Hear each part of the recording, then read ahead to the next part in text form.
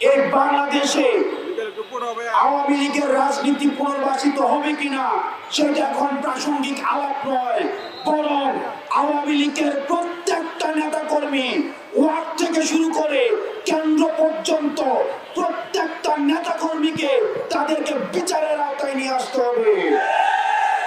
যারা বলতে চাইবে যে নির্বাচন পার্টিসিপেটরি হবে না, আমরা ধরে নিব গত 16 বছর ধরে আওয়ামী লীগ যে জাহিলিয়াতের রাজনীতি বাংলাদেশে কায়েম করেছিল সেখানে তাদের ইন্ধন ছিল। 5 আগস্ট নির্ধারিত হয়ে গিয়েছিল আওয়ামী লীগের পরিণতি।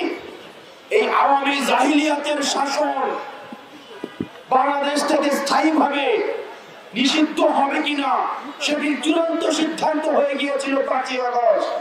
আজকে রাষ্ট্রযন্ত্র এই আওয়ামী পুনর্বাসনের জন্য বিভিন্ন ভাবে তারা প্রস্তুতি নিচ্ছে।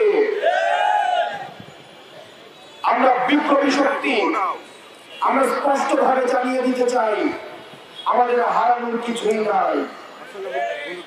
আওয়ামী লীগ বাংলাদেশে পুনর্বাসিত হবে কিনা সেই সিদ্ধান্ত এখন নতুন করে নেওয়ার কিছুই নাই। আমরা জনকল্যাণমূলক রাষ্ট্র করতে পারি নাই, আমরা রাষ্ট্রের মধ্যে নাগরিক হয়ে উঠতে পারি নাই। আমাদের অতীতের যে রাজনৈতিক যেই কাঠামো রয়েছে সেই রাজনৈতিক কাঠামো আমাদেরকে নাগরিক অধিকার থেকে আমাদেরকে ইতিহাসের স্তরে স্তরে বঞ্চিত করেছে।